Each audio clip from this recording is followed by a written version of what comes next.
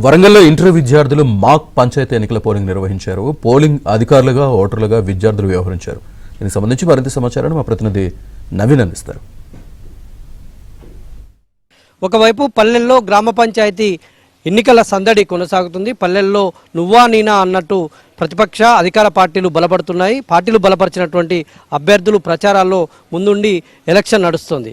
మరోవైపు ఇక్కడ వరంగల్ కేంద్రంలో ఉన్నటువంటి ఎల్బీ కళాశాలలో మాక్ పోలింగ్ నిర్వహిస్తున్నారు. అచ్చం పల్లెల్లో జరుగుతున్నటువంటి ఎన్నికల పోలింగ్ ఏదైతే ఉందో దాన్ని తలపించేలా ఇక్కడ మాక్ పోలింగ్ నిర్వహిస్తున్నారు. విద్యార్థులకు, ఇంటర్మీడియట్ విద్యార్థులకు అవగాహన కల్పించేందుకు వాళ్ళు పల్లెల్లో ఉండేటువంటి ఓటింగ్ విధానం ఎట్లా ఉంటుంది అంటే ప్రజాస్వామ్యంలో కీలకమైనటువంటిది ఓటింగ్ దశ. అందులో పల్లెలు అనేటువంటిది దేశానికి పట్టుకొమ్మలుగా ఉంటాయి.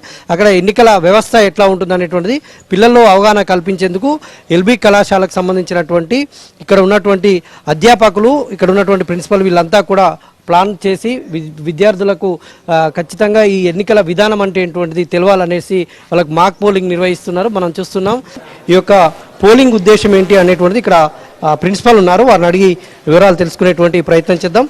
సార్ చెప్పండి, ఈ పోలింగ్ యొక్క ఉద్దేశం ఏంటి, ఈ ఎందుకు నిర్వహిస్తున్నారు?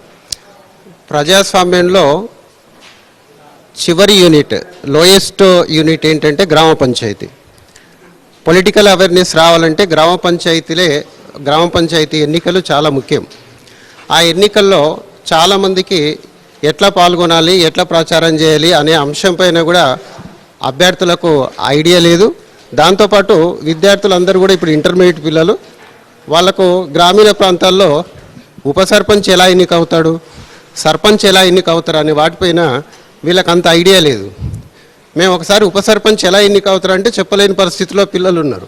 కాబట్టి ఇప్పుడు రైట్ టైం కాబట్టి మేము పిల్లల్లో అవగాహన తీసుకురావాలనే ఉద్దేశంతో ఎన్నికల ప్రక్రియ మొత్తం కూడా నామినేషన్లు వేయడము, ఆ తర్వాత నామినేషన్ల తిరస్కరణ చేయడము, ఎన్నికలు నిర్వహించడము, ఓటర్ స్లిప్లు పంపిణీ చేయడము అన్నీ కూడా విద్యార్థులకు ట్రైనింగ్ ఇచ్చి వాళ్ళ ద్వారా చేయడం వల్ల పిల్లల్లో ప్రజాస్వామ్యం పట్ల మరి ఎన్నికల పట్ల ఒక అవగాహన వస్తుంది.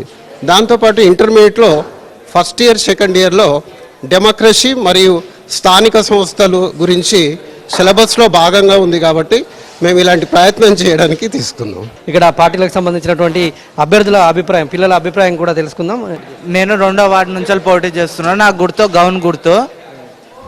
ఎట్లా ప్రచారం నిర్వహించావు ఎన్ని రోజులు చాలా సక్సెస్ఫుల్గా అయితే ప్రచారం నిర్వహించాను. ఇక ఓటింగ్ అలా జరుగుతుంది. పరిశోధన సాయంత్రం వరకు వస్తుంది రిజల్ట్స్. ఏం నేర్చుకున్నారమ్మా ఈ ఎలక్షన్స్ ద్వారా? మీరు ఈ ఎలక్షన్స్లో లీడర్షిప్ క్వాలిటీస్, ఛాలెంజింగ్ అనేది అంటే బయట ఎలక్షన్స్ ఎట్లా అవుతాయో కొంచెం అవగాహన వచ్చింది మాకు. అలాగే ఇక్కడ ఎలక్షన్స్ ఏ విధంగానే బయట కూడా ఎవరు రైట్ పర్సనో, ఎవరిని ఎన్నుకోవాలో అనే కొంచెం ఐడియా అనేది వచ్చింది. ఇలానే ప్రతి ఒక్క కాలేజీలో జరిపితే వచ్చే ఫ్యూచర్ అడల్ట్స్కి కొంచెం ఐడియా ఉంటుంది ఎలక్షన్స్ ఎట్లయితుంది ఏంటిదని.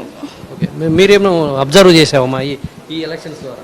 ఇక్కడ ఫ్రీ ఫెయిర్ ఎలక్షన్స్ జరుగుతున్నాయి. బయట కరప్షన్ ఎలక్షన్ జరుగుతాయి, ఇక్కడ మాత్రం ఫ్రీ ఫెయిర్గా.